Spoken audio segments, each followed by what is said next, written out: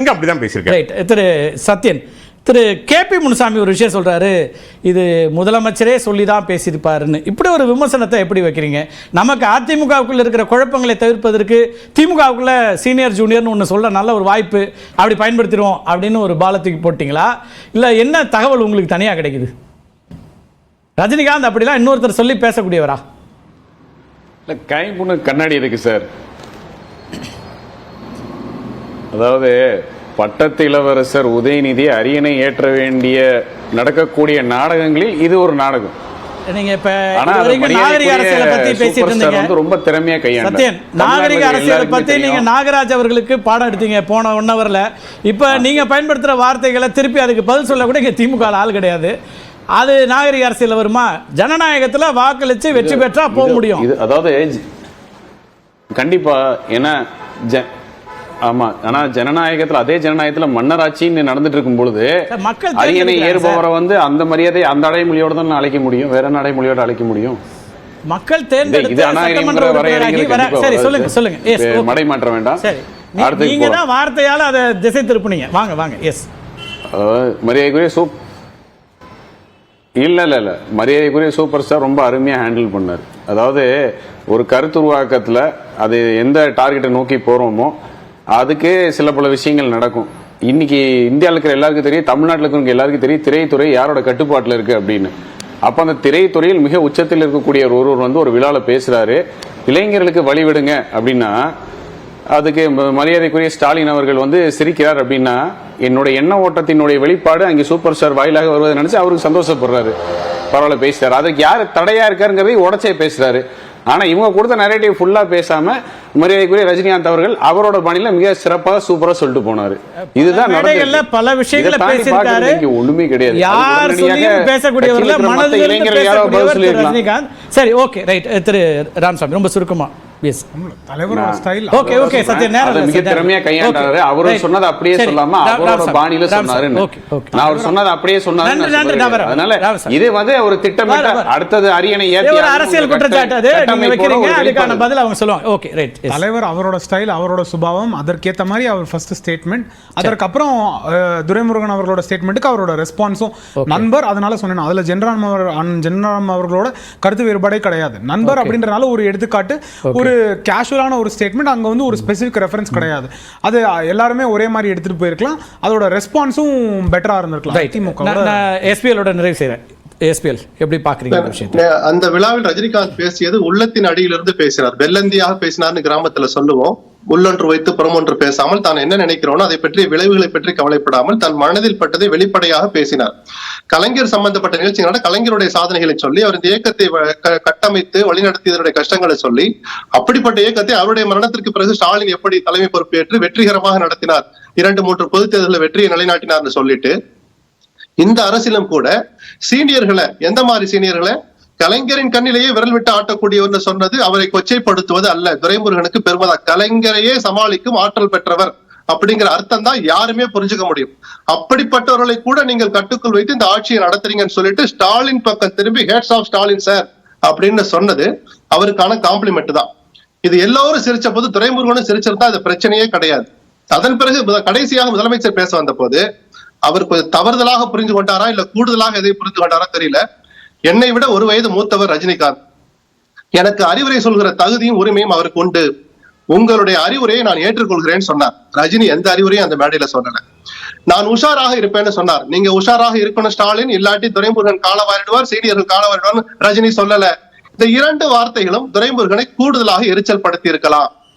குபேந்திரன் சொன்ன மாதிரி சீனியர்கள் இல்லாமல் திராவிட மாடல் ஆட்சியை நடத்த முடியாது, அவருடைய ஆலோசனைகள் தான் எனக்கு கை கொடுக்கும் சொல்லி இருந்தா இந்த பிரச்சனையே இல்ல. சரி, ஸ்டாலின் தனிப்பட்ட முறையில் சந்திக்கிற போது ஒரு உதாரணத்துக்கு என்ன அவரு குபேந்திரன் சொன்ன அதே அடிப்படையில சொல்ற, கலைஞரோடு இருந்த யார் ஒருவரையாவது ஆட்சி பொறுப்புல ஆட்சி நிர்வாகத்துல சேர்க்காமல் இருந்திருக்காங்களா? இன்னைக்கு ஒரு நிர்வாக பேட்டர்ன் ஒன்று இருக்கு, அதை கொண்டாடுறாங்க, இந்தியா முழுக்க வாக்குகளாகவும் வந்திருக்கு. பிரதமராக மோடி வந்த பிறகு எல்கே அத்வானி அவர்களோ முரளி மனோகர் ஜோஷியோ, இன்னும் சொல்ல போனால் சமகாலத்தில் அவரோட இருந்த மத்திய பிரதேச சிஎம்ஓ வசுந்தரா ராஜே சிந்தியாவோ யாருமே இன்னைக்கு அந்த அதிகாரத்தில் இல்லை. அப்படி இல்லையே, இவர் வந்து எல்லாரும் எங்கேஜ் பண்ணி தானே போறாரு. அதுல ஏதோ நீங்க வந்து வேறு விதமா சொல்றீங்க. இந்த அரசியல், இந்த செட்டப் புரியாத ரஜினிக்கு ஒற்றை வரியில் ஸ்டாலின் புரிய வச்சிருக்க முடியும். இன்னைக்கு இந்தியால டாப் 3 டாப் 5 மாநிலங்கள்ல திராவிட மாடல் ஆட்சி இருக்குன்னா இந்த சீனியர்களும் ஒரு காரணம். ரஜினி தவறாக புரிந்திருந்தால் கூட ரஜினிக்கு புரிய வைக்க வேண்டிய வாய்ப்பு அன்னைக்கு ஸ்டாலினுக்கு இருந்தது. அதை கூட விட்டுடுவோம். தனிப்பட்ட முறையில் ஸ்டாலினை சந்திக்கிற போது தம்பின்னு தான் கூப்பிடுவார் துரைமுருகன். அன்னைக்கு அடுத்த நாள் அங்க சந்திக்கிற போது 2 நாள் முன்னாடி விஜய் கொடியை அறிமுகப்படுத்திருக்கிறாரு, எப்படி பாக்குறீங்கன்னு துரைமுருகன் கேட்டாங்க. அவர் கொடி ஏத்துற போது பாப்பேன்னு ஷட்டிலா சொல்லிட்டு போனார். அதே துரைமுருகன் அதே நக்கல் நையாண்டியோடு இந்த விஷயத்தை அணுகிருக்க முடியும். ரஜினி இப்படி பேசினாரே, ஸ்டாலின் எல்லோரும் சிரிச்சாங்கன்னு சொன்னா நகைச்சுவையா பேசின விஷயம் கடந்து போயிருக்கலாம். ஆனால் தன்னுடைய ஒட்டுமொத்த எரிச்சலையும் நீங்கள் சொன்ன மாதிரி தான் இந்த கட்சியினுடைய பொதுச்செயலாளர் என்பதையும் மறந்து அவ்வளவு ஆவேசமான வார்த்தைகளை அவன் இவன் என்று ஒருமையில் பேசியது ஏற்றுக்கொள்ளக்கூடியது அல்ல. அவர் வகிக்கிற பதவிக்கும் நல்லதல்ல. ஆனால் இந்த இத்தனை பிரச்சனைகள் நடந்துட்டு இருக்கிற போது அடுத்த நாள் உதயநிதி ஒரு நிகழ்ச்சியில பேசுற போது சீனியர்கள் இளைஞர்களுக்கு வழிவிடணுங்கிற வார்த்தையை, இந்த வார்த்தைக்கு தான் அந்த கூட்டம் கைதட்டியது அப்படின்னு சொன்னது. நான் இப்பவும் சொல்றேன், உதயநிதிக்கு உள்ளர்த்தம் இல்லாமல் தான் பேசினார். அவரு வெள்ளந்தியா தான் பேசினார். ஆனால் கொதிநிலையில் ஒரு பிரச்சனை இருக்கிற போது நாம் இந்த வார்த்தையை எடுத்து பேசினால் எந்த மாதிரி பார்க்கப்படுங்கிற அந்த முதிர்ச்சி குறைவாக உதயநிதி நடந்து கொண்டார் தான் நான் சொல்லுவேன். ஆக மொத்தம் இந்த சந்திராஷ்டமம் ஒண்ணு இருக்கு ஜாதகத்துல, 2 நாளைக்கு புத்தியை மழுங்கடிச்சிரும். ரஜினியில தொடங்கி துரைமுருகன்ல தொடங்கி ஸ்டாலின்ல தொடங்கி உதயநிதி வரைக்கும் எல்லோருமே தவறாக புரிந்து கொண்டார்கள். கூடுதலாக வார்த்தையை விட்டுட்டாங்க. 2 நாள் முடிஞ்சு போச்சு, எல்லோருமே தவறாக. எஸ்பி லட்சுமணன் இருக்காரு, அவர் நண்பர்கள் இருக்காங்க, அவங்க அதையெல்லாம் நம்பக்கூடிய ஆட்களும் இல்ல. இந்த நீங்க சொல்ல ஒரு விஷயத்த சொல்லிடுறேன், ஒரே ஒரு விஷயம் தான். நடந்தது எதுவா வேணாலும் இருக்கட்டும், இந்த அருமையான வாய்ப்பை பயன்படுத்தி ஸ்டாலின் அமெரிக்கா போயிட்டு வந்த பிறகு அமைச்சரவைக்கு ஒரு ஏஜ் லிமிட் வைக்கணும்னு நான் விரும்புறேன். 75 வயசு வரைக்கும் மந்திரியா இருக்கலாம், 80 வயசு வரைக்கும் கட்சி பதவியில் இருக்கலாம் அப்படிங்கிற விவாதத்தை ஆரோக்கியமாக ஸ்டாலின் தொடங்கி வைக்க வேண்டிய கட்டாயம் வந்துவிட்டது. ரைட், அத இந்த பேச்சுங்கிறது பொது வெளியில உண்டாக்கி இருக்கு அப்படிங்கறதா நம்ம புரிஞ்சுக்கலாம். நிச்சயமா என்ன உருவாக்கி இருக்கு. எஸ், ஏன்னா இன்னைக்கு வந்து அவங்க குழு கூட்டமும் நடந்திருக்கு. திமுகல இப்ப அவங்க வந்து ஒரு ஐவர் குழு போட்டிருக்காங்க, அமைப்புகளை மாற்றுவதற்கான முயற்சி எல்லாம் இருக்குன்றாங்க. நீங்க சொல்லக்கூடிய விஷயங்களும் நடக்குதான்னு பொறுத்து வந்து பார்க்கலாம்.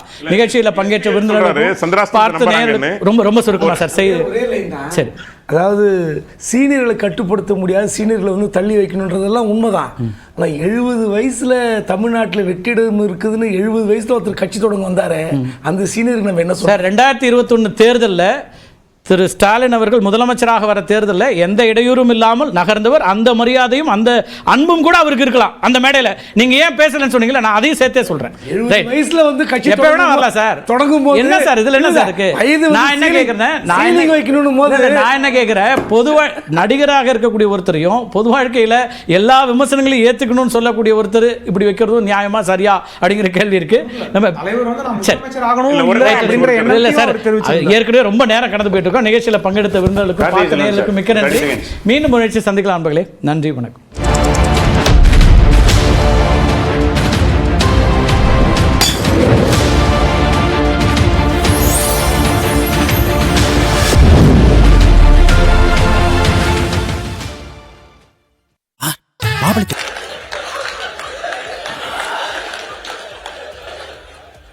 கலைஞர் அவளை வந்து தம்பி சின்ன வயசுல இருந்ததில்ல